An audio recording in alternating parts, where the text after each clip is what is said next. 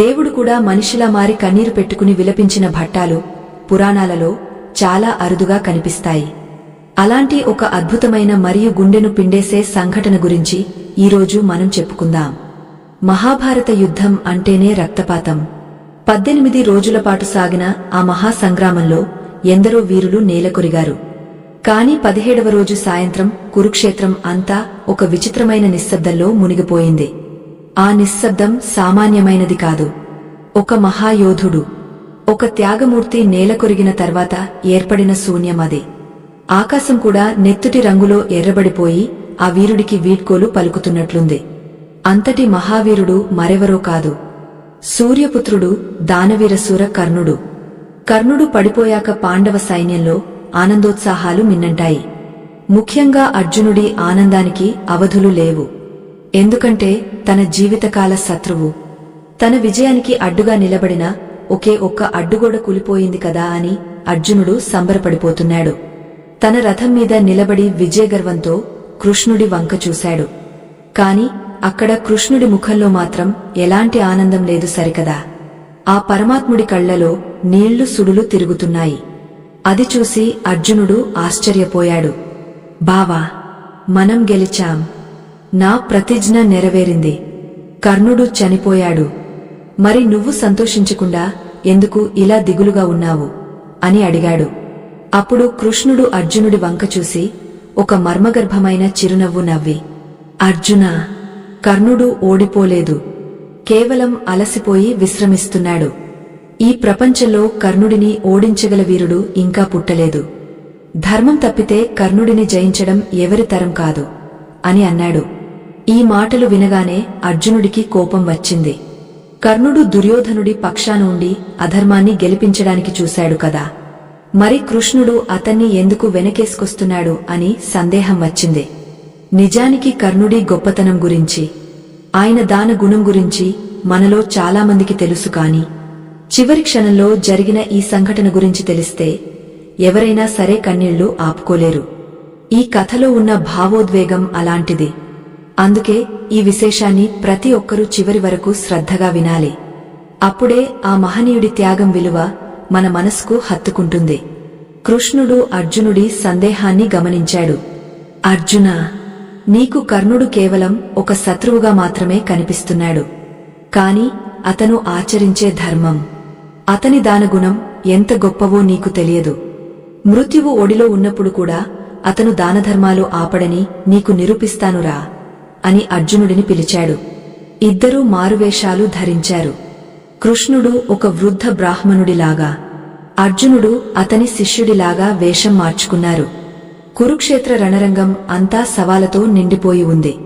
ఎక్కడ చూసినా తెగనడిన చేతులు, కాళ్లు, రక్తపు మడుగులు.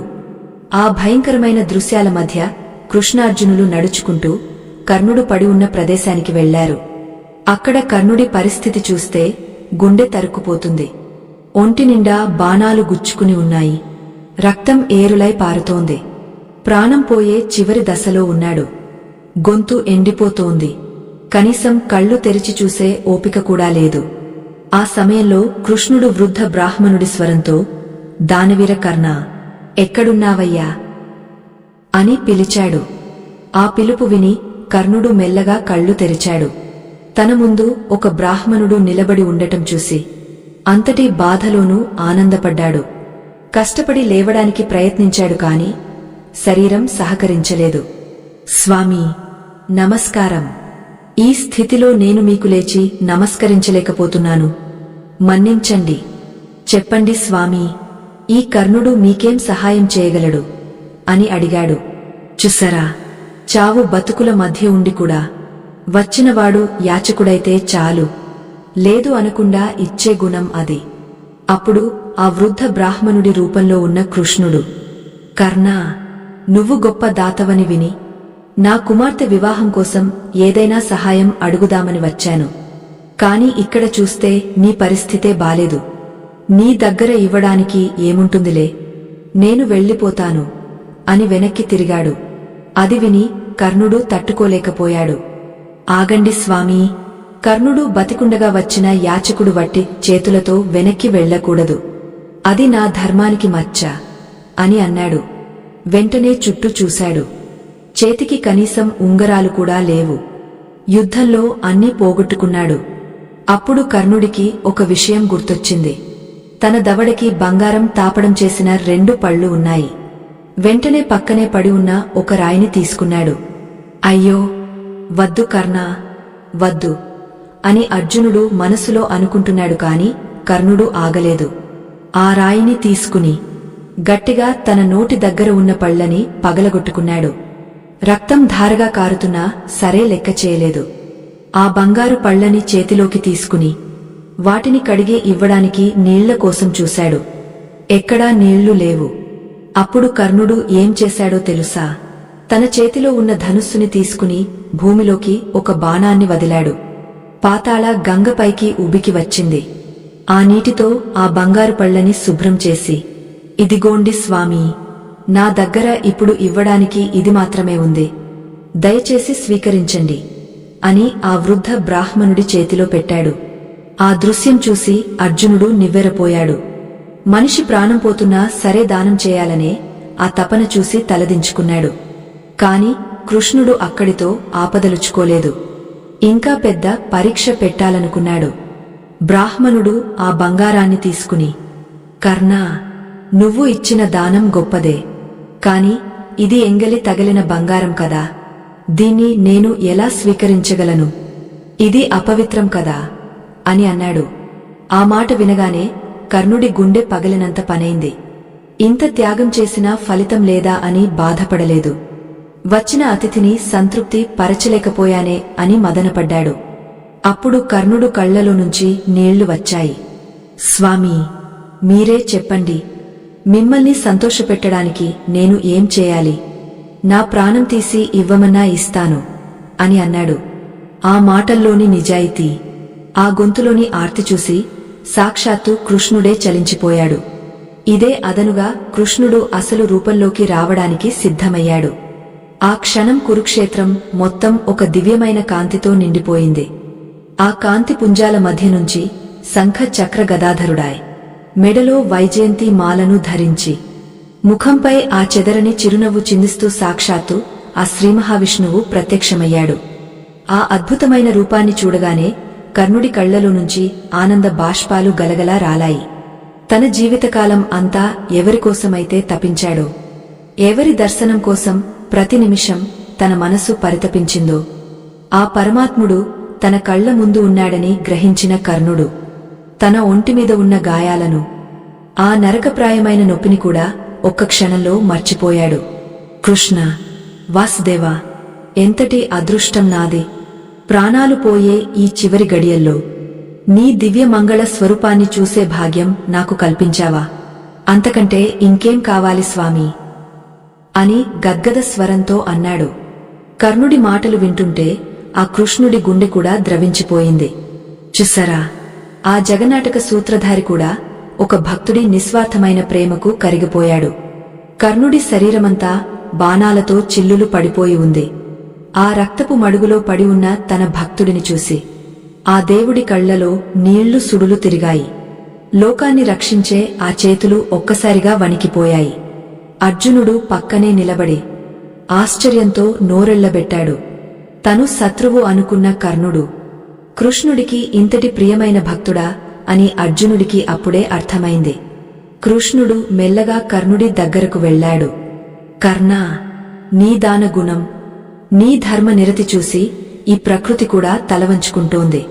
మృత్యువు నిన్ను కబళించడానికి సిద్ధంగా ఉన్నా నీ దగ్గరకు వచ్చిన యాచకుడిని ఖాళీ చేతులతో పంపకూడదు అనుకున్నావే, అది నీకే సాధ్యం. అందుకే నువ్వు లోకానికి దానవీరసుర కర్ణుడివి అయ్యావు. నీ త్యాగం ముందు నా దైవత్వం కూడా చిన్నబోయింది అని కృష్ణుడు కన్నిటి పర్యంతమయ్యాడు. ఆ మాటలు విన్న కర్ణుడు ఒక్కసారిగా వెక్కి వెక్కి ఏడ్చాడు. స్వామీ, నేను చేసిన పుణ్యం ఏముంది? అంతా నీ మాయ, నీ లీల. లోకమంతా నన్ను సూతపుత్రుడని ఈసడించుకున్నా నువ్వు మాత్రం నన్ను త్యాగమూర్తిగా గుర్తించావు. అదే చాలు. కాని ఒక్క కోరిక స్వామీ, నా మరణం తర్వాత నన్ను ఎవరూ నిందించకూడదు. నేను అధర్మానికి తోడు ఉన్నానని అందరూ అంటారు. కాని నా స్నేహం కోసం, నాకు ఆశ్రయమిచ్చిన వాడికోసం నేను ప్రాణాలు ఇచ్చాను. అది తప్పా స్వామీ అని ఆవేదనతో అడిగాడు. ఆ ప్రశ్న వినగానే కృష్ణుడి కళ్ళు మళ్లీ చెమ్మగిల్లాయి. ఆ సమయంలో అక్కడ ఉన్న గాలి కూడా ఆగపోయినట్లు అనిపించింది. కర్ణుడి ఆవేదనలో ఎంతటి నిజాముందో ఆ పరమాత్ముడికి తెలియదా? కృష్ణుడు కర్ణుడి తలని మెల్లగా తన తొడమీద ఉంచుకున్నాడు. ఆ దృశ్యం చూస్తే ఎవరికైనా కన్నీళ్లు రాకుండా ఉండవు. ప్రపంచాన్నే ఏలే ఆ దేవుడు ఒక అనాథగా, సూతపుత్రుడిగా ముద్ర వేయించుకున్న కర్ణుడిని తన ఒడిలోకి తీసుకున్నాడు. కర్ణా, నువ్వు అధర్మానికి తోడు ఉండలేదు. నువ్వు కేవలం కృతజ్ఞతకు బందీ అయ్యావు. నీ కష్టాలు, నీ అవమానాలు అన్నీ నాకు తెలుసు. పుట్టినప్పుడే తల్లికి దూరమయ్యావు. గురువు శాపానికి గురయ్యావు. ఇంద్రుడికి కవచ కుండలాలు దానం చేశావు. నీ దగ్గర అన్నీ ఉన్నా ఏదీ లేనట్టుగానే బతికావు. కాని ఈరోజు నువ్వు పొందుతున్న ఈ గౌరవం, ఈ కీర్తి ముల్లోకాల్లో ఎవరికీ దక్కదు. అర్జునుడు నిన్ను గెలవలేదు. కేవలం నీ ధర్మమే నిన్ను బలి తీసుకుంది అని కృష్ణుడు వివరించాడు. అయ్యో, ఆ మాటలు వింటుంటే కర్ణుడికి ఎంతటి ఊరట లభించి ఉంటుందో కదా. తన జీవితమంతా పడ్డ కష్టానికి ఒక అర్థం దొరికిందని అతను భావించాడు. ఆ సమయంలోనే ఆకాశం నుంచి దేవతలు పూల వర్షం కురిపించారు. అప్సరసలు ఆ వీరుడికి స్వాగతం పలకడానికి సిద్ధమయ్యారు. కాని కర్ణుడు మాత్రం కృష్ణుడి ముఖాన్ని మాత్రమే చూస్తున్నాడు. కృష్ణ, నా ప్రాణం పోయేలోపు నాకు ఒక మాట ఇవ్వు. నేను మళ్లీ పుడితే కనీసం అప్పుడైనా నా తల్లి ఎవరో నాకు తెలిసేలా చేయు. సమాజం నన్ను గౌరవించేలా చూడు. అన్నింటికంటే ముఖ్యంగా ప్రతి జన్మలోనూ నీ పాదాల చెంత ఉండేలా దీవించు అని ప్రార్థించాడు. ఆ మాటల్లోని ఆవేదన చూసి పక్కనే ఉన్న అర్జునుడికి కూడా ఏడుపు వచ్చేసింది. తన అన్న అని తెలియకపోయినా ఆ రక్త సంబంధం ఏదో తనని లాగుతున్నట్లు అర్జునుడు భావించాడు.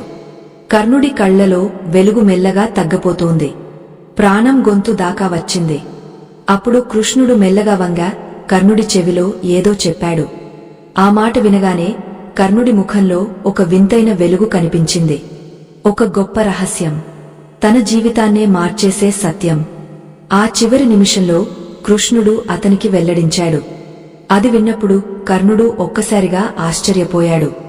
ఇంతకాలం తను పడిన బాధలన్నీ ఆ ఒక్క మాటతో మర్చిపోయాడు. ఎంతటి విషాదం అంటే, ఆ సత్యాన్ని విన్న సంతోషంతోనే అతని కళ్ళు శాశ్వతంగా మూతపడ్డాయి. అసలు ఆ కృష్ణుడు కర్ణుడి చెవిలో ఏం చెప్పాడు, ఆ రహస్యమేంటి అనేది తెలిస్తే మన గుండెలు కూడా బరువెక్కుతాయి. ఆ రణరంగంలో వేల మంది సైనికులు చనిపోయి ఉండవచ్చు. కాని కర్ణుడి మరణం మాత్రం ఒక యుగాంతంలాగా అనిపించింది. సూర్యుడు అస్తమిస్తున్న సమయం. సూర్యుడి కొడుకైన కర్ణుడు కూడా అస్తమిస్తున్నాడు. కృష్ణుడు ఆ పార్థివ దేహాన్ని చూస్తూ అలాగే ఉండిపోయాడు. ఆయన కళ్లలో నుంచి నీరు ఆగడం లేదు. పరమాత్ముడికి ఏడుపు రావడమేంటి అని మనం అనుకోవచ్చు. కాని ఆ దేవుడు కూడా ఒక నిస్వార్థమైన ప్రేమని, త్యాగాన్ని చూసినప్పుడు మనిషిలాగే స్పందిస్తాడు. కర్ణుడి దాన గుణం గురించి కృష్ణుడు అప్పటి వరకు ఎంతో మందికి చెప్పాడు. కాని ఈరోజు ప్రత్యక్షంగా ఆ త్యాగాన్ని చూశాక ఆయనకే మాటలు రావడం లేదు. ఆ రక్తం అంటిన కర్ణుడి చేతులు, ఆ పగలిన పళ్ళు, ఆ దీనమైన రూపం, ఇవన్నీ చూస్తుంటే ధర్మం అంటే ఇదేనా అని అనిపిస్తుంది. కృష్ణుడు మనసులో అనుకున్నాడు, కర్ణా, నువ్వు చనిపోలేదు. ఈ భూమి ఉన్నంత వరకు నీ పేరు నిలిచిపోతుంది. దానం అనే పదానికి నువ్వు ఒక అర్థాన్ని ఇచ్చావు. నా చేతులతోనే నిన్ను అంతం చేయించాల్సి వచ్చినందుకు నా మనసు ఎంతగా క్షోభిస్తుందో నీకు మాత్రమే తెలుసు అని అనుకుంటూ కర్ణుడి నుదుటి మీద మెల్లగా చేయి వేశాడు. ఆ స్పర్శతో కర్ణుడి ఆత్మ పరమాత్మలో లీనమైపోయింది. కాని ఆ తర్వాత జరిగిన పరిణామాలు, అర్జునుడిలో కలిగిన పశ్చాత్తాపం, వీటన్నింటి గురించి తెలుసుకోవాలంటే మనం ఆ ఘట్టంలోకి ఇంకా లోతుగా వెళ్ళాలి. ఆ క్షణంలో కృష్ణుడు అర్జునుడి వైపు తిరిగా గంభీరమైన స్వరంతో ఇలా అన్నాడు, చూసావా అర్జునా, నువ్వు విజయం సాధించానని గర్వపడుతున్నావు. కాని నిజానికి ఈరోజు ఓడిపోయింది నువ్వు, గెలిచింది కర్ణుడు.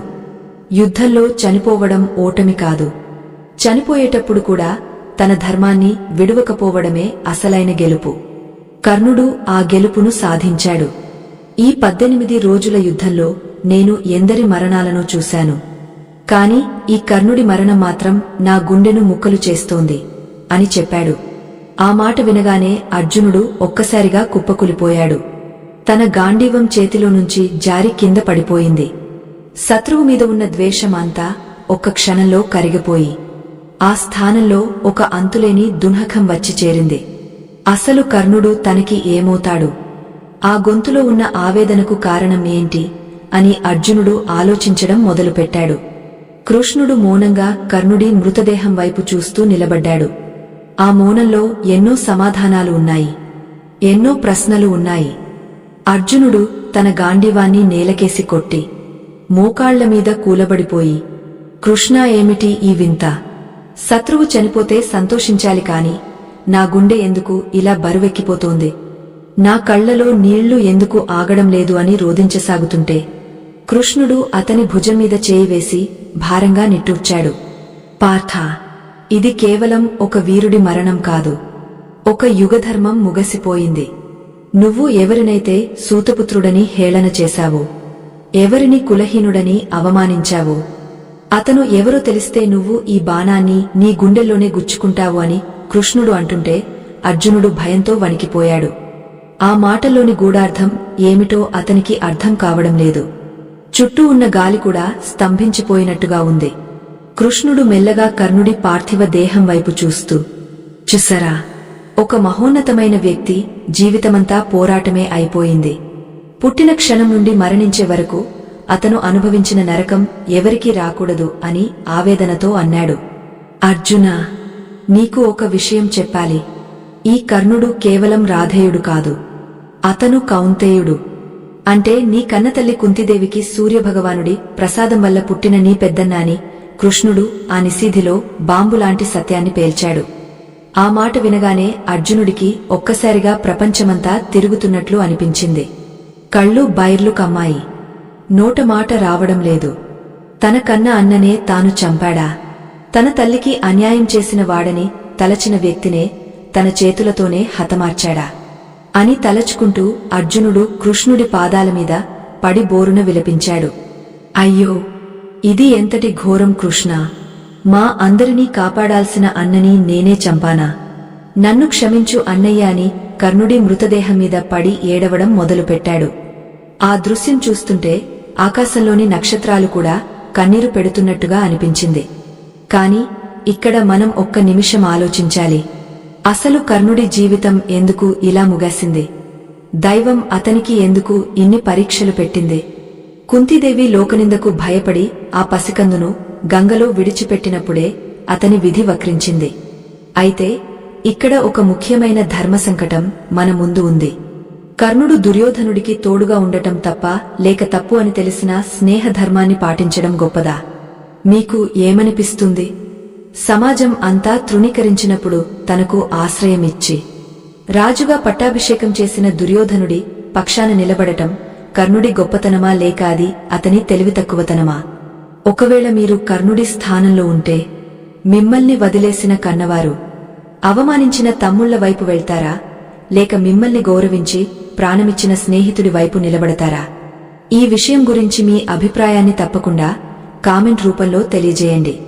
ఎందుకంటే కర్ణుడి జీవితం మనకు ఎన్నో పాఠాలను నేర్పుతుంది. అర్జునుడి దుంహకాన్ని చూసి కృష్ణుడు మౌనంగా ఉండిపోయాడు. కొద్దిసేపటి తర్వాత, పార్థా, లేవయ్యా, కాలం ఎవరికోసం ఆగదు. కర్ణుడు చేసిన త్యాగాల గురించి, అతను పడ్డ కష్టాల గురించి లోకానికి ఇంకా తెలియాల్సి ఉంది అని కృష్ణుడు అర్జునుడిని ఊరడించాడు. నిజమే కదా, కర్ణుడు యుద్ధం మొదలవ్వకముందే తనకు తన తల్లి ఎవరో తెలుసని, అయినా తన స్నేహితుడిని మోసం చేయలేక పాండవుల వైపు రాలేదని కృష్ణుడు వివరించాడు. అంతేకాదు, కుంతీదేవి వచ్చి వేడుకున్నప్పుడు కూడా అర్జునుడిని తప్ప మిగిలిన 4 కొడుకులను చంపను అని మాట ఇచ్చి తన మాతృప్రేమను కూడా చాటుకున్నాడని తెలిసాక అర్జునుడి బాధ వర్ణనాతీతం అయిపోయింది. ఎంతటి విశాల హృదయం! తనను చంపడానికి కంకణం కట్టుకున్న తమ్ముడిని కూడా వదిలేస్తానని మాట ఇచ్చాడంటే ఆ గుండె ఎంత పెద్దదో చూడండి. కర్ణుడు చనిపోయిన తర్వాత అతని అంతిమ సంస్కారాలు ఎవరు చేయాలనే ప్రశ్న తలెత్తింది. దుర్యోధనుడు తన మిత్రుడి కోసం రణరంగంలో విలపిస్తున్నాడు. కాని కృష్ణుడు మాత్రం ఒక విచిత్రమైన నిర్ణయం తీసుకున్నాడు. కర్ణుడి దేహాన్ని ఎవరికి దక్కని చోట, ఎప్పుడూ ఎవరు తొక్కని పవిత్రమైన ప్రదేశంలో దహనం చేయాలని నిర్ణయించాడు. తన అరచేతిలోనే కర్ణుడికి అంతిమ సంస్కారాలు నిర్వహించి ఆ వీరుడికి ఒక శాశ్వతమైన స్థానాన్ని కల్పించాడు. ఇది చూసిన దేవతలు కూడా ఆశ్చర్యపోయారు. సాక్షాత్తు పరమాత్ముడే తన చేతులతో ఒక మానవుడికి అంత్యక్రియలు చేయడమంటే ఆ వ్యక్తి ఎంతటి పుణ్యాత్ముడో కదా. కాని ఇక్కడే ఒక విషాదం దాగ ఉంది. కర్ణుడు చనిపోయాడని తెలిసిన ధర్మరాజు తల్లి కుంతి దగ్గరకు వెళ్లి నిలదీశాడు. ఇప్పటి వరకు ఈ రహస్యం ఎందుకు దాచావు అని అడిగినప్పుడు కుంతిదేవి పడ్డ వేదన ఆ తల్లికే తెలుసు. ఒక పక్క కొడుకును కోల్పోయిన బాధ, మరో పక్క కన్నబిడ్డలే ఒకరినొకరు చంపుకున్నారనే ఆవేదన ఆమెను నిలువునా దహించివేశాయి. రణరంగం అంతా గందరగోళంగా ఉంది. జయకేతనం ఎగురవేసిన పాండవుల ముఖాల్లో విజయోత్సాహం లేదు. ఒక పెద్ద దిగులు వారిని ఆవహించింది. కృష్ణుడు మాత్రం నిశ్చలంగా తన రథం మీద కూర్చుని ఆకాశం వైపు చూస్తున్నాడు. ఆయన కళ్లలో అప్పుడప్పుడు మెరిసే ఆ నీటి చుక్కలు కర్ణుడి పట్ల ఆయనకున్న గౌరవాన్ని చాటుతున్నాయి. ఆ పవిత్రమైన ఆత్మ పరమాత్మలో ఎలా లీనమైందో, ఆ రహస్యమేంటో కృష్ణుడు ఒక్కడికే తెలుసు. కాని ఆ తర్వాత జరిగిన ఒక సంఘటన మాత్రం అందరినీ దిగ్భ్రాంతికి గురిచేసింది. కర్ణుడి మరణ వార్త విన్న భానుమతి, దుర్యోధనుడు మరియు కర్ణుడి భార్య పడ్డ ఆవేదన వర్ణించలేము. ఈ మహాభారత యుద్ధంలో కర్ణుడి పాత్ర ఎంత కీలకమో, అతని మరణం ఎంతటి శూన్యాన్ని మిగిల్చిందో ఆ తర్వాత రోజుల్లో పాండవులకు అర్థమైంది. ముఖ్యంగా దానధర్మాల విషయంలో కర్ణుడిని మించిన వారు లేరని, అతను చేసిన ఒక్కొక్క దానం పాండవులను ఎలా కాపాడిందో కృష్ణుడు ఒక్కొక్కటిగా వివరిస్తుంటే అర్జునుడు తన అజ్ఞానానికి చింతించాడు. ఆ వివరాలు వింటే మనకు కూడా ఆశ్చర్యం కలుగుతుంది. కృష్ణుడు మెల్లగా నిట్టూర్చి, అర్జునా, నీకు తెలియని రహస్యాలు ఇంకా ఎన్నో ఉన్నాయి. ఈ యుద్ధం కేవలం 18 రోజులే జరిగిందని నువ్వు అనుకుంటున్నావు. కాని కర్ణుడు తన ప్రాణాలను పణంగా పెట్టి నిన్ను కాపాడటం ఎప్పుడో మొదలుపెట్టాడు.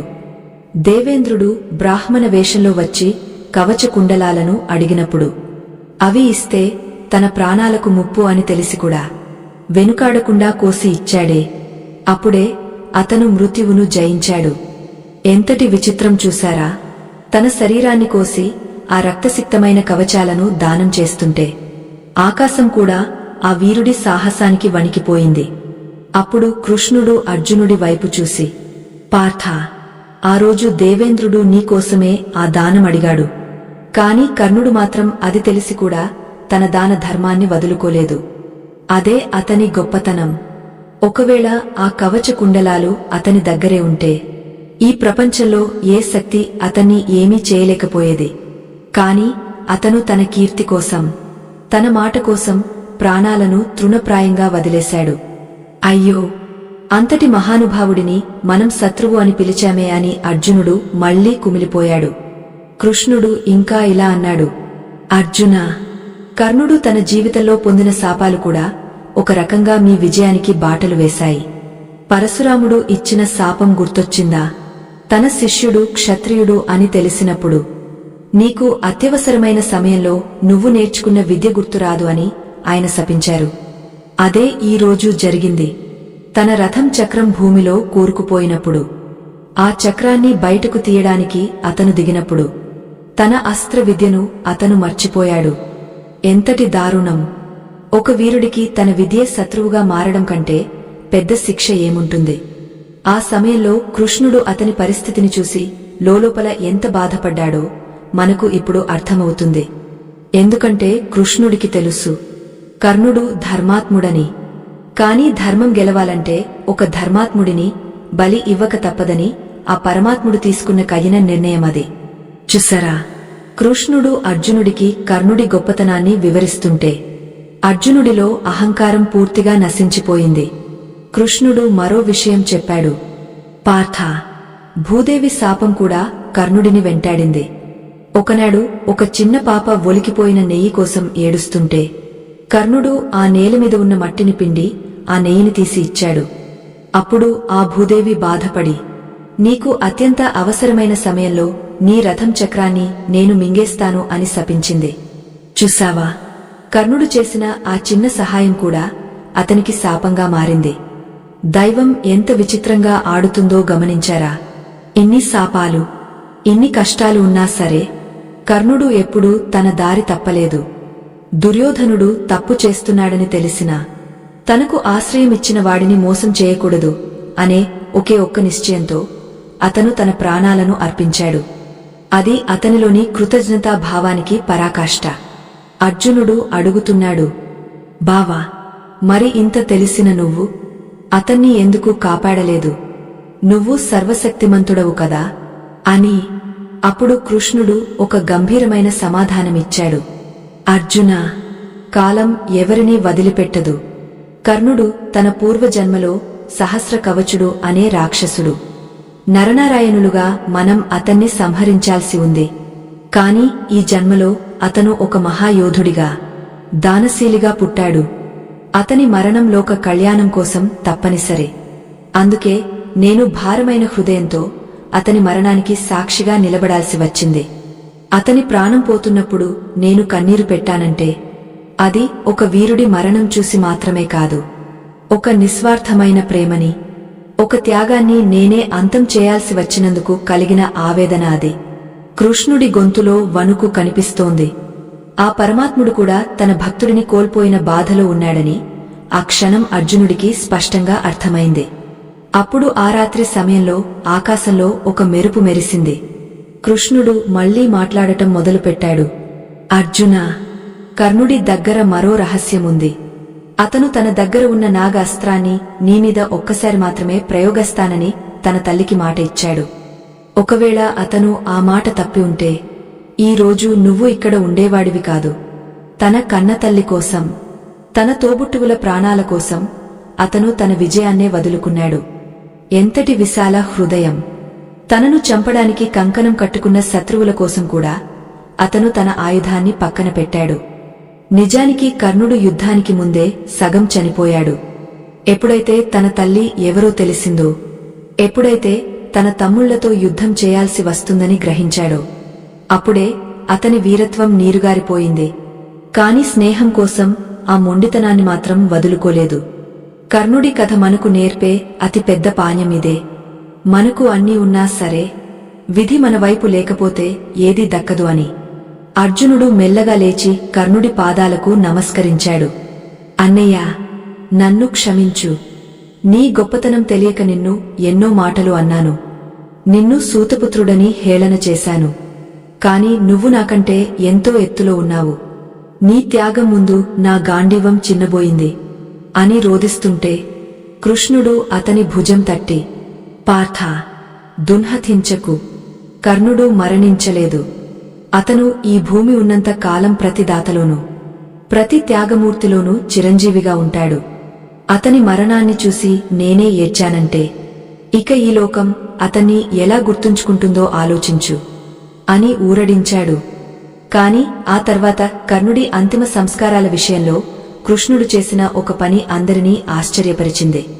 ఆ వీరుడికి ఎక్కడ అంత్యక్రియలు జరగాలి, అతని ఆత్మకు శాంతి ఎలా కలగాలి అనే విషయంలో కృష్ణుడు తీసుకున్న నిర్ణయం ఏంటో తెలిస్తే మన కళ్ళు చెమ్మగిల్లుతాయి.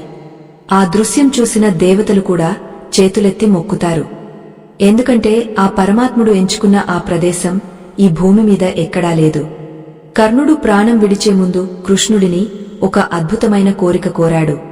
స్వామీ, నా అంతిమ సంస్కారాలు ఎవరు తొక్కని, ఏ పాపము అంటని అత్యంత పవిత్రమైన చోట జరగాలి అని అడిగాడు. ఆ మాట విన్న కృష్ణుడికి ఒక పెద్ద ధర్మ సంకటం ఎదురైంది. ఈ సృష్టిలో పాపం అంటని చోటు ఎక్కడుంటుంది? గాలిలో పాపముంది, నీటిలో ఉంది, నేలమీద అడుగు పెడితే ఎన్నో జీవులు నలిగిపోతాయి, అక్కడ కూడా పాపముంటుంది. మరి కర్ణుడికి ఇచ్చిన మాట ఎలా నిలబెట్టుకోవాలి? అయ్యో, చూశారా ఆ భగవంతుడికి తన భక్తుడి మీద ఉన్న ప్రేమ ఎలాంటిదో? ఒక్క నిమిషం ఆలోచించి కృష్ణుడు ఒక నిర్ణయానికి వచ్చాడు. అక్కడ ఉన్న అర్జునుడికి మిగిలిన వారికి ఏమీ అర్థం కావడం లేదు. మా బృందం సనాతన ధర్మం కోసం పడుతున్న శ్రమకు మీ మద్దతు ఇక్కడ కనిపిస్తున్న స్కానర్ ద్వారా అందించండి. మా ఈ చిన్న ప్రయత్నం ఎంతో మందికి మన పురాణాలలోని నిజాలను తెలియజేయాలనే లక్ష్యంతో మొదలైంది. మీరు అందించే ఈ చిరు సహకారం మన ధర్మ ప్రచారానికి, అలాగే ఇలాంటి ఎన్నో ఆసక్తికరమైన విషయాలను మీ ముందుకు తీసుకురావడానికి మాకు ఎంతో తోడ్పడుతుంది. మీ మద్దతు మాకు కొండంత అండగా నిలుస్తుంది. ఎందుకంటే ఈ వీడియోల వెనుక ఎందరో పరిశోధకుల, రచయితల కష్టం దాగ ఉంది. సరే, ఇక కథలోకి వస్తే, కృష్ణుడు మెల్లగా తన రథం దిగే కర్ణుడి పార్థివ దేహం దగ్గరకు వెళ్లాడు. తన దివ్యమైన అరచేతిని చాపి, కర్ణా, ఈ విశాల విశ్వంలో నీవు అడిగినంత పవిత్రమైన చోటు నా అరచేయి తప్ప ఇంకొకటి లేదు అని అన్నాడు. అమ్మా, ఎంతటి భాగ్యం! సాక్షాత్తు ఆ జగన్నాథుడి హస్తమీద దహనం అవ్వడం అంటే అది కోటి జన్మల పుణ్యం కదా. కృష్ణుడు తన చేతిలోనే చితిని పేర్చి అగ్నిని రగిలించాడు. ఆ మంటలు కృష్ణుడి చేతిని తాకుతున్నా ఆయన ముఖంలో ఏమాత్రం బాధలేదు. పైగా కళ్లలో నుంచి కన్నీళ్లు ధారగా కారుతూ ఆ చితిని తడుపుతున్నాయి. ఆ దృశ్యం చూసిన దేవతలు, గంధర్వులు అందరూ పులకించిపోయారు. భూమి ఆకాశం ఏకమైనట్టుగా ఆ కాంతిపుంజం విరాజిల్లింది. ఆ సమయంలో అర్జునుడు తన తప్పు తెలుసుకుని నిలువునా కాలిపోతున్నాడు. శత్రువు అనుకున్న వ్యక్తి కోసం తన పరమాత్ముడు తన చేతినే దానం ఇస్తుంటే అసలు కర్ణుడు ఎంతటి మహానుభావుడో అతనికి అప్పుడే అర్థమైంది. ఎంతటి విచిత్రం చూశారా! ఈ ప్రపంచంలో ఎవరికి దక్కని గౌరవం కర్ణుడికి దక్కింది. తన జీవితకాలం అంతా అవమానాలను, శాపాలను భరించిన ఆ వీరుడు మరణించిన తర్వాత మాత్రం పరమాత్ముడి చేతుల్లోనే లీనమైపోయాడు. కృష్ణుడు ఆ మంటల వైపు చూస్తూ, అర్జునా, చూశావా? కవచ కుండలాలను దానం చేసినప్పుడు కూడా కర్ణుడు ఇంతలా ప్రకాశించలేదు. ఇప్పుడు తనను తాను దానం చేసుకుంటున్నాడు. అందుకే అతను దానవీరసుర కర్ణుడు అయ్యాడు. ఈ రాత్రి గడిచిపోవచ్చు, ఈ యుద్ధం ముగసిపోవచ్చు, కాని ఈ చేతిమీద వెలిగిన అగ్ని సాక్షిగా చెబుతున్నాను, లోకమున్నంత వరకు కర్ణుడి పేరు తలవనివాడు ఉండడు అని గంభీరంగా అన్నాడు. అప్పుడు కర్ణుడి ఆత్మ ఒక జ్యోతిలా మారి సూర్యమండలంలోకి వెళ్లి కలిసిపోయింది. ఆ దృశ్యం చూస్తుంటే ఆకాశం కూడా వెలిగపోయినట్టు అనిపించింది. రణరంగంలో ఉన్న శవాలన్నీ ఆ వెలుగులో పవిత్రమైనట్టుగా కనిపించాయి. కాని ఈ ఘట్టం ముగసిన వెంటనే అసలు విలయం మొదలైంది. కర్ణుడు చనిపోయాడని తెలిసిన కుంతీదేవి తన గుండె పగలేలా ఏడుస్తూ రణరంగంలోకి పరుగెత్తుకుంటూ వచ్చింది. ఆమె రాకతో పాండవుల జీవితాల్లో ఒక పెద్ద తుపాను మొదలైంది. తన కన్నతల్లిని చూసి ధర్మరాజు సంతోషపడలేదు. ఎందుకంటే ఆమె కళ్లలో ఉన్న దుంహకం చూస్తుంటే ఏదో పెద్ద అనర్థం జరిగినట్టుగా అతనికి అనిపించింది. ఆమె కర్ణుడి మృతదేహం దగ్గరకు వెళ్లి, కుమారా అని ఒక్కసారిగా కేక వేసింది. ఆ పిలుపుతో కురుక్షేత్రం మొత్తం అదిరిపోయింది. ధర్మరాజు, భీముడు, నకులుడు, సహదేవుడు అందరూ ఒక్కసారిగా నిశ్చేష్టులయ్యారు. తల్లి ఎవరిని పిలుస్తోంది, ఎవరికోసం ఇంతలా విలపిస్తోంది అని వాళ్లు దగ్గరకు వెళ్లారు. అక్కడ జరుగుతున్న దాన్ని చూసి వాళ్లకు ఏమీ అర్థం కాలేదు. కుంతీదేవి కర్ణుడి మొహాన్ని తన ఒడిలోకి తీసుకుని, నాయనా, నన్ను క్షమించు. లోక నిందకు భయపడి నిన్ను గంగలో విడిచాను. ఈ రోజు నా కళ్ల ముందే నా కొడుకులు నిన్ను చంపేశారు. నేనేం పాపం చేశాను అని రోదిస్తుంటే ధర్మరాజు కళ్లలో నిప్పులు కురిశాయి. ఒక పక్క అన్నను కోల్పోయిన బాధ, మరో పక్క తల్లి ఇంత పెద్ద రహస్యాన్ని దాచిందనే కోపం అతన్ని ఉక్కిరిబిక్కిరి చేశాయి. కృష్ణుడు మాత్రం మౌనంగా ఇదంతా చూస్తున్నాడు. ఎందుకంటే ఆ పరమాత్ముడికి తెలుసు, ఈ సత్యం బయటపడితేనే పాండవుల గర్వం నశిస్తుందని, లోకానికి కర్ణుడి గొప్పతనం తెలుస్తుందని. ఆ సమయంలో ధర్మరాజు అన్న మాటలు వింటే ఎవరికైనా ఒళ్ళు జలధరిస్తుంది. తన తల్లిని, ఈ ఆడజాతిని ఉద్దేశించి అతను ఒక భయంకరమైన శాపాన్ని ఇచ్చాడు. ఆ శాపం ఏమిటి, అది ఇప్పటికీ మన సమాజంలో ఎలా కొనసాగుతోంది అనే విషయాలు వింటే మీరు ఆశ్చర్యపోతారు. ధర్మరాజు కళ్లల్లో నుంచి నిప్పులు కురుస్తుంటే ఆవేశంతో ఊగపోతూ, అమ్మా, ఎంతటి ఘోరం చేశావు! లోకనిందకు భయపడి ఒక ప్రాణాన్ని గంగలో కలిపావు. ఈరోజు ఆ ప్రాణం మా చేతుల్లోనే పోయేలా చేశావు కదా. ఈ ప్రపంచంలో ఏ తల్లి అయినా తన కొడుకుల మధ్య యుద్ధం జరుగుతుంటే చూస్తూ ఊరుకుంటుందా? కాని నువ్వు మాత్రం మమ్మల్ని ఒకరినొకరు చంపుకునేలా చేశావు. ఈ యుద్ధంలో మేము గెలిచామని సంతోషించాలా, లేక మా అన్ననే మేము చంపుకున్నామని ఏడవాలా అని గర్జిస్తూ ఆకాశం వైపు చేతులెత్తి, ఇప్పటి వరకు ఈ రహస్యం నీ మనసులోనే ఉండిపోయి మా జీవితాలను నాశనం చేసింది. అందుకే ఇకపై ఈ ప్రపంచంలో ఏ స్త్రీ కూడా ఏ విషయాన్ని తన మనసులో రహస్యంగా దాచుకోలేకపోవాలి అని భయంకరమైన శాపాన్ని ఇచ్చాడు. చూసారా, ఆనాడు ఒక కొడుకు ఆవేదనలో నుంచి పుట్టిన ఆ శాపం వల్లే ఇప్పటికీ ఆడవారు తమ మనసులో ఏదైనా విషయాన్ని ఎక్కువసేపు దాచుకోలేరు అని మన పెద్దలు చెబుతుంటారు. ఎంతటి విచిత్రం! ఒక అన్నదమ్ముల యుద్ధం, ఒక తల్లి మౌనం ఈ లోకానికే ఒక కొత్త నియమాన్ని తీసుకువచ్చింది.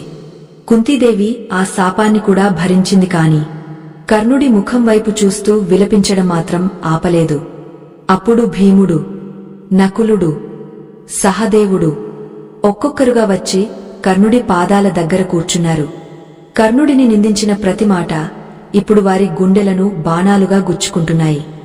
భీముడు తన గదను పక్కన పడేసి, అన్నయ్యా, నిన్ను సూతపుత్రుడని పిలిచినప్పుడు నా నోరు ఎందుకు పడిపోలేదు? నిన్ను మల్లయుద్ధానికి పిలిచి అవమానించినప్పుడు నా చేతులు ఎందుకు విరిగపోలేదు అని రోదిస్తున్నాడు. అర్జునుడు మాత్రం కృష్ణుడి వైపు చూస్తూ, బావా, ఇదంతా నీకు ముందే తెలుసు కదా, కనీసం నాకేనా ఒక మాట చెప్పకూడదా? నా అన్నను నేనే చంపే పాపం నాకు అంటకుండా చూసేవాడివి కదా అని అడిగాడు. కృష్ణుడు మెల్లగా అర్జునుడి దగ్గరకు వచ్చి, పార్థా, ఇది రహస్యం కాదు, ఇది విధి. ఒకవేళ నీకు ముందే కర్ణుడు నీ అన్న అని తెలిసి ఉంటే నువ్వు యుద్ధం చేసేవాడివా, లేక ధర్మరాజు యుద్ధం నుంచి విరమించుకునేవాడా? ఖచ్చితంగా లేదు. అధర్మం పక్షాన నిలబడినవాడు ఎవరైనా సరే శిక్షించబడాలి అనేది సనాతన ధర్మం. కర్ణుడు దాన్ని శిరసావహించాడు. నీకు ఆ పాపం అంటదు, ఎందుకంటే నువ్వు ఒక యోధుడిని మాత్రమే చంపావు. కాని కర్ణుడు మాత్రం ఒక అన్నగా తన తమ్ముళ్ల ప్రాణాలను కాపాడి గొప్పవాడయ్యాడు అని అన్నాడు. నిజమే కదా? కృష్ణుడు చెప్పిన మాటల్లో ఎంతో గూజార్థముంది. కర్ణుడికి తన మరణం గురించి తెలుసు, తన అన్నదమ్ముల గురించి తెలుసు. అయినా సరే తను తీసుకున్న నిర్ణయం నుంచి వెనక్కి తగ్గలేదు. లోకానికి దానమంటే కేవలం వస్తువులే కాదు, ప్రాణత్యాగం కూడా అని నిరూపించాడు. కృష్ణుడు మళ్లీ ఇలా అన్నాడు, అర్జునా, కర్ణుడు ఎందుకు చనిపోయాడో తెలుసా? తన ధర్మం కోసం. ఒకవేళ అతను పాండవుల వైపు వచ్చి ఉంటే ఈ కురుక్షేత్ర యుద్ధమే జరిగేది కాదు. కాని ఆనాడు ద్రౌపదికి జరిగిన అవమానంలో అతను కూడా భాగస్వామి అయ్యాడు. ఆ ఒక్క పాపం అతని జీవితకాల పుణ్యాన్ని తుడిచిపెట్టేసింది. అందుకే నేను అతనికి చివరి నిమిషంలో ముక్తిని ప్రసాదించాను. చూసరా, ఎంతటి పుణ్యాత్ముడైనా సరే ఒక్క తప్పు చేస్తే దానికి ఫలితం అనుభవించక తప్పదు. కర్ణుడు ఆ తప్పును తన ప్రాణంతో కడిగేసుకున్నాడు. అందుకే కృష్ణుడు ఏడ్చాడు. ఒక మహోన్నతమైన వ్యక్తి ఇలా అంతమవ్వాలా అని ఆ పరమాత్ముడు కూడా బాధపడ్డాడు. అప్పుడు ఆ రాత్రి కురుక్షేత్రం అంతా ఒక శ్మశాన వాటికలా మారిపోయింది. కాని కర్ణుడి మృతదేహం దగ్గర మాత్రం ఒక దివ్యమైన వెలుగు అలాగే ఉండిపోయింది. పాండవులు 5 కలిసి తమ అన్నకు చేయాల్సిన అంతిమ సంస్కారాల గురించి ఆలోచిస్తుంటే కృష్ణుడు వారితో ఇలా అన్నాడు, నాయనలారా, కర్ణుడు కేవలం మీకు మాత్రమే అన్న కాదు. అతను ఈ లోకానికి ఒక మార్గదర్శి. అతని దానగుణం, అతని ఓర్పు ఎప్పటికీ మరువలేనివి. ఒక వ్యక్తికి అన్నీ ఉన్నప్పుడు దానం చేయడం గొప్ప కాదు, ఏమీ లేనప్పుడు, ప్రాణం పోతున్నప్పుడు కూడా దానం చేయడం గొప్ప. అది కేవలం కర్ణుడికే సాధ్యమైంది అని కృష్ణుడు చెబుతుంటే అక్కడ ఉన్న పక్షులు, జంతువులు కూడా నిశ్శబ్దంగా వింటున్నాయి. అంతటి మహానుభావుడి జీవితం ఇలా ముగసిపోవడం మనందరికీ ఒక హెచ్చరిక. మనం ఎన్ని మంచి పనులు చేసినా మన చుట్టూ ఉన్నవారు ఎవరనేది మన భవిష్యత్తును నిర్ణయిస్తుంది. కర్ణుడు దుర్యోధనుడి స్నేహం కోసం తన సర్వస్వాన్ని కోల్పోయాడు. స్నేహం గొప్పదే కాని అది ధర్మం కంటే ఎక్కువ కాదు అని ఈ కథ మనకు చెబుతోంది. ఆ రాత్రి కృష్ణుడు అర్జునుడిని పక్కకు తీసుకెళ్లి, పార్థ, చూశావా, కర్ణుడి మరణం తర్వాత ఈ లోకం అతన్ని ఎలా గుర్తుంచుకుంటుందో? ఒక శత్రువుగా కాదు, ఒక వీరుడిగా, ఒక త్యాగమూర్తిగా. నా కళ్లలో నీళ్లు చూసి నువ్వు ఆశ్చర్యపోయావు. కాని కర్ణుడి లాంటి భక్తుడు, దాత నాకు మళ్లీ దొరకడు. అందుకే నా గుండె బరువెక్కింది. ఆ పరమాత్ముడి మాటల్లోని భావం ఎంత లోతైనదో కదా. దేవుడు కూడా ఒక మానవుడి కోసం ఏడుస్తున్నాడంటే ఆ మనిషి ఎంతటి గొప్పవాడో మనం అర్థం చేసుకోవాలి. కర్ణుడి జీవితంలోని ప్రతి ఘట్టం ఒక పాఠ్యం.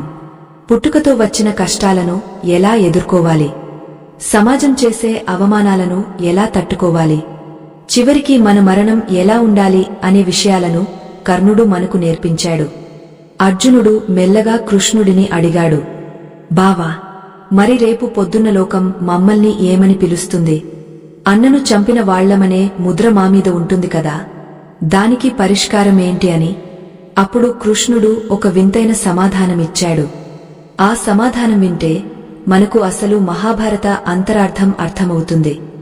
అప్పుడు కృష్ణుడు మెల్లగా అర్జునుడి కళ్లలోకి చూస్తూ, పార్థ, ఈ లోకం నిన్ను విజేతగా గౌరవిస్తుంది. కాని కాలం మాత్రం ఆ ఓడిపోయిన వీరుడినే ఆరాధిస్తుంది. ఎందుకంటే నువ్వు రాజ్యాన్ని గెలిచావు, కాని కర్ణుడు మరణాన్ని గెలిచాడు. నువ్వు అడిగావు కదా, నేను ఎందుకు ఏడ్చాను అని. ఆ రహస్యం ఇప్పుడు చెబుతాను విను. ఈ జగత్తులో ధర్మాన్ని నిలబెట్టడానికి నేను ఎన్నో లీలలు చేశాను, ఎంతో మందిని చంపించాను. కాని కర్ణుడి విషయంలో మాత్రం నేను దేవుడిని అన్న విషయాన్ని మర్చిపోయి ఒక మనిషిలా తల్లడిల్లిపోయాను. ఎందుకంటే కర్ణుడు నన్ను ఒక దేవుడిలా చూడలేదు, ఒక ఆత్మీయుడిలా, తన కష్టాలను పంచుకునే ఒక స్నేహితుడిలా చూశాడు. నేను అతన్ని ఎన్నిసార్లు మోసం చేసినా, ఎన్ని రకాలుగా అడ్డుకున్నా అతను నామీద కోపం పెంచుకోలేదు. పైగా కృష్ణ, అంతా నీ ఇష్టమని చిరునవ్వుతో తన సర్వస్వాన్ని ధారపోశాడు. ఎంతటి చిత్రమో చూశారా? ఒక మనిషి తనను నాశనం చేస్తున్నాడని తెలిసి కూడా అదే వ్యక్తికి కృతజ్ఞతతో దానం చేయడం అంటే అది సామాన్యమైన విషయం కాదు. అందుకే ఆ క్షణం నాలోని దైవత్వం ఓడిపోయింది, నాలోని మానవత్వం కన్నీరు పెట్టింది అని కృష్ణుడు భారంగా నిట్టూర్చాడు. అర్జునుడు అలా మౌనంగా వింటుంటే కృష్ణుడు ఇంకా ఇలా అన్నాడు, అర్జునా, కర్ణుడు చనిపోయే ముందు నేను అతని చెవిలో ఒక మాట చెప్పాను కదా. అది విన్నప్పుడు అతని ముఖంలో వచ్చిన ఆ వెలుగు చూసి నేను ఆశ్చర్యపోయాను. కర్ణా, నువ్వు ఈ ప్రపంచంలో పుట్టిన అత్యంత దురదృష్టవంతుడివి అని లోకం అనుకుంటుంది. కాని నా దృష్టిలో నువ్వు అత్యంత ధన్యుడివి. ఎందుకంటే నీ మరణం సాక్షాత్తు నా చేతుల మీదుగా జరుగుతోంది. నీ అంతిమయాత్రకు నేనే సారథిని అవుతున్నాను అని చెప్పాను. ఆ మాట వినగానే అతను తన కష్టాలన్నీ మర్చిపోయి పరమానందంతో కళ్ళు మూశాడు. అయ్యో, ఒక వ్యక్తి తన జీవితాంతం పడిన నరకాన్ని ఒక్క నిమిషంలో మర్చిపోవడానికి ఎంతటి గొప్ప మనసు ఉండాలి. ఆ మనసే కర్ణుడిని దైవానికి దగ్గర చేసింది. నువ్వు గాంధీవంతో అతని శరీరాన్ని మాత్రమే కొట్టావు, కాని అతని ఆత్మ మాత్రం ఎప్పుడో నన్ను చేరుకుంది. అందుకే ఈ యుద్ధంలో గెలిచింది పాండవులు కాదు, ధర్మం కోసం బలైపోయిన కర్ణుడు అని కృష్ణుడు వివరిస్తుంటే అర్జునుడికి ఒక్కొక్కటిగా అర్థమవుతోంది. కృష్ణుడు మళ్లీ రథం వైపు నడుస్తూ, పార్థ, ఆ సూర్యపుత్రుడు అస్తమించినప్పుడు ఆ సూర్యభగవానుడు కూడా వెక్కి వెక్కి ఏడ్చాడు. తన కొడుకుకి తండ్రిగా ఏమీ చేయలేకపోయానని ఆ సూర్యుడు పడిన వేదన ఈ ప్రకృతిలో చీకటి రూపంలో ప్రతి రాత్రి మనకు కనిపిస్తూనే ఉంటుంది. కర్ణుడు దానవీరుడే కాదు, అతను ఓర్పుకు ప్రతిరూపం. నిత్యం అవమానాల పాలవుతున్నా, తన శక్తిని తక్కువ చేసి చూపిస్తున్నా అతను కృంగపోలేదు. పైగా ప్రతి అవమానాన్ని ఒక ఆయుధంగా మలుచుకుని యుద్ధం చేశాడు. అలాంటి వీరుడిని నేను చంపించాల్సి వచ్చినందుకు నా మనసు ఎంత క్షోభించిందో ఈ విశ్వానికి మాత్రమే తెలుసు. దేవుడికి కూడా కష్టాలుంటాయా అని నువ్వు అడగవచ్చు. అవును అర్జునా, తన భక్తుడిని తానే బలి తీసుకోవాల్సి వచ్చినప్పుడు ఆ దేవుడు పడే నరకం వర్ణనాతీతం. నేను కర్ణుడి దగ్గరకు వెళ్లి నీ కవచ కుండలాలు ఇవ్వు అని అడిగినప్పుడు అతను నా కళ్లలోకి చూసి నవ్వాడు. ఆ నవ్వులో ఉన్న అర్థం ఏంటో తెలుసా? కృష్ణ, నువ్వు అడగాలే కాని నా ప్రాణం ఇవ్వనా అని ఆ చూపులు చెప్పాయి. అప్పుడే నా కళ్ళు చెమ్మగిల్లాయి. కాని ధర్మం కోసం నేను నా భావోద్వేగాలను అణుచుకోవాల్సి వచ్చింది. అప్పుడు ఆ చీకటి రాత్రిలో పాండవులు 5 కర్ణుడి పార్థివ దేహానికి చుట్టూ కూర్చుని రాత్రంతా నిద్రపోకుండా గడిపారు. ధర్మరాజు కన్నీళ్లు ఆపలేకపోతున్నాడు. తన తల్లి చేసిన తప్పు వల్ల ఒక గొప్ప వీరుడు, ఒక గొప్ప అన్న తమకు దూరమయ్యాడని అతను మదనపడుతున్నాడు. భీముడు తన అన్న పరాక్రమాన్ని తలచుకుంటూ కర్ణుడిని ఎదిరించడం ఎవరి తరం కాదు. ఒక్క కృష్ణుడు మాయ చేయకపోతే మనమెప్పుడో మట్టిలో కలిసిపోయేవాళ్లం అని ఒప్పుకున్నాడు. నిజమే కదా, కర్ణుడు తలచుకుంటే యుద్ధాన్ని ఒక్క రోజులోనే ముగించగలడు. కాని తన తమ్ముళ్ల మీద ఉన్న మమకారంతో అతను తన శక్తిని తక్కువగా వాడుకున్నాడు. ఆ సత్యం తెలిసాక పాండవుల హృదయాలు బరువెక్కాయి. కృష్ణుడు వారిని చూసి, నాయనలారా, గడిచిన కాలం గురించి బాధపడకండి. కర్ణుడు తన ధర్మాన్ని నెరవేర్చి స్వర్గానికి వెళ్లాడు. ఇకపై మీరు అతని ఆశయాలను, అతని దాన గుణాన్ని స్మరించుకుంటూ ఈ రాజ్యాన్ని పాలించాలి అని చెప్పాడు. కాని కర్ణుడి మరణం తర్వాత కురుక్షేత్రంలో ఒక వింతైన మార్పు వచ్చింది. 18 రోజుల పాటు రక్తంతో తడిసిన ఆ నేల ఆ రాత్రి మాత్రం మల్లికా పూల వాసనతో నిండిపోయింది. అది ఆ త్యాగమూర్తికి ప్రకృతి ఇచ్చిన వీడ్కోలు. కృష్ణుడు గంభీరంగా ఆకాశం వైపు చూస్తూ, ఈ రోజుతో ఒక యుగం ముగిసింది, ఒక గొప్ప వీరుడి కథ ముగిసింది. కాని అతని కీర్తి మాత్రం శాశ్వతంగా ఉంటుంది.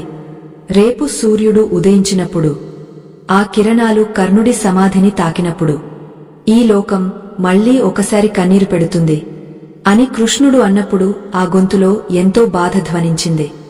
దేవుడు కూడా ఇంతలా ఆరాధించే వ్యక్తి అంటే కర్ణుడు ఎంతటి గొప్పవాడో మనకు ఇక్కడే అర్థమవుతుంది. ఒక శత్రువు చనిపోయినప్పుడు సంతోషించేవారు ఎందరో ఉంటారు. కాని శత్రువు చనిపోయినప్పుడు సాక్షాత్తు ఆ దేవుడే విలపించడం చూస్తే కర్ణుడి వ్యక్తిత్వం ఎంతటి హిమాలయమంతా ఎత్తులో ఉందో మనకు స్పష్టమవుతుంది. ఆ తర్వాత కృష్ణుడు చేసిన మరో పని అందరినీ ఆశ్చర్యపరిచింది.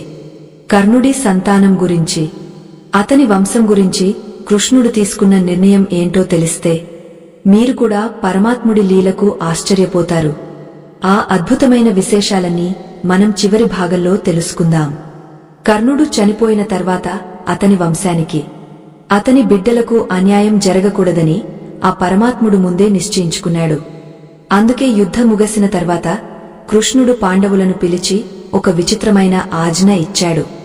కర్ణుడి కుమారుడైన వృషకేతువును మీ సొంత బిడ్డలా చూసుకోవాలని, అతనికి సకల విద్యలు నేర్పించాలని అర్జునుడికి ఆదేశమిచ్చాడు. చూసారా, తన తండ్రిని చంపిన అర్జునుడి దగ్గరే కర్ణుడి కొడుకు విద్యను అభ్యసించడమంటే అది ఆ కృష్ణుడి లీల కాక ఇంకేమిటి? ఆ విధంగా కర్ణుడి వంశం అంతరించిపోకుండా ఆ తర్వాతి కాలంలో పాండవుల అండతో వృషకేతువు ఒక గొప్ప వీరుడిగా ఎదిగాడు. కర్ణుడు లేని లోటును అతని కొడుకు ద్వారా భర్తీ చేయాలని కృష్ణుడు ఆశించాడు. తన భక్తుడి పట్ల ఆయనకు ఉన్న ప్రేమ అలాంటిది. కాని ఆ రాత్రి కృష్ణుడు అర్జునుడితో అన్న మాటలు ఇప్పటికీ మన చెవుల్లో మారుమోగుతూనే ఉంటాయి. అర్జునా, నువ్వు అనుకుంటున్నావు కర్ణుడు దుర్యోధనుడికి తోడుగా ఉన్నాడు కాబట్టి పాపాత్ముడు అని. కాని ఒక్కసారి ఆలోచించు, ఒకవేళ నీకు చిన్నప్పుడు అమ్మ ప్రేమ దక్కకపోయి ఉంటే, గురువులు నిన్ను తృణీకరించి ఉంటే, సమాజం నిన్ను కులహీనుడని వెలివేసి ఉంటే నువ్వు ఏమయ్యేవాడివి? అప్పుడు నీకు ఒక్క వ్యక్తి వచ్చి ఆశ్రయమిచ్చి పట్టాభిషేకం చేస్తే నువ్వు ఆ వ్యక్తిని ప్రాణం పోయే వరకు వదిలేవాడివా? లేదు కదా. అందుకే కర్ణుడు పాపాత్ముడు కాదు, అతను ఒక బాధితుడు. కాలం అతన్ని ఒక పావులా వాడుకుంది. అతని కళ్లలో నేను చూసిన ఆవేదన, అది ఏ మానవుడికి రాకూడదని నేను ఆ సూర్యభగవానుడిని కోరుకున్నాను. కృష్ణుడు అలా చెబుతుంటే అర్జునుడు తన తల దించుకున్నాడు. ఈ మహాభారత ఘట్టం మనకు ఒక పరమ సత్యాన్ని బోధిస్తుంది. ఎవరి జీవితంలో అయినా సరే కష్టాలు రావడం, అవమానాలు జరగడం సహజం. కాని ఆ సమయంలో మనం ధర్మాన్ని పట్టుకున్నామా లేదా అనేదే ముఖ్యం.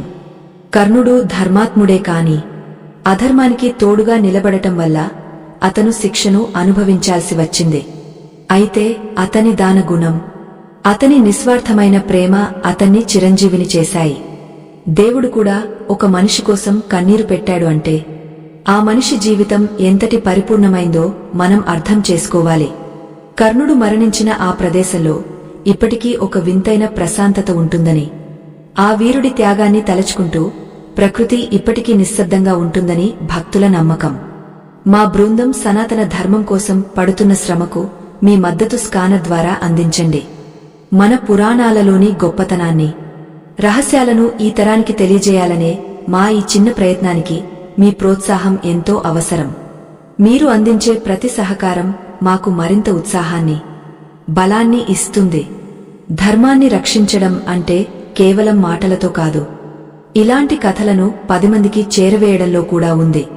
కర్ణుడి లాంటి మహనీయుల కథలు విన్నప్పుడు మనలో కూడా ఆ దానగుణం, ఆ ఓర్పు కలగాలని ఆశిద్దాం.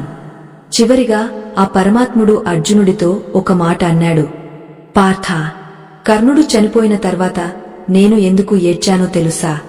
ఎందుకంటే కర్ణుడు ఈ లోకాన్ని వదిలి వెళ్లడం వల్ల దానం అనే పదానికి ఉన్న గొప్పతనం సగం తగ్గిపోయింది. ఇకపై ఈ భూమి మీద కర్ణుడి అంతటి దాత పుట్టడం అసంభవం.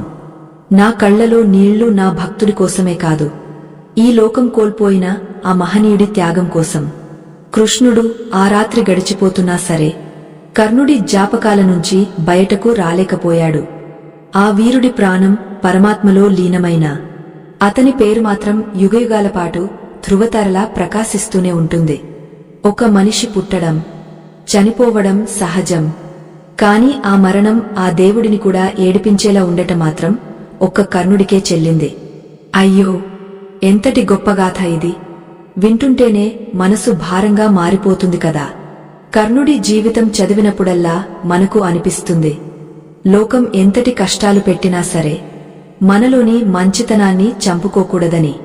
అదే కర్ణుడు మనకు ఇచ్చే అసలైన సందేశం. ఆ పరమాత్ముడి కన్నీళ్లు కర్ణుడి త్యాగానికి దక్కిన అతిపెద్ద పురస్కారం. దానవీరశూర కర్ణుడు అనే పేరు ఎప్పటికీ మారుమోగుతూనే ఉంటుంది. ఈ కథ విన్న తర్వాత మీ మనసులో ఏమనిపించిందో, ఆ మహనీయుడి పట్ల మీకున్న గౌరవాన్ని ఒక్కసారి తలచుకోండి. ధర్మో రక్షతి రక్షితః.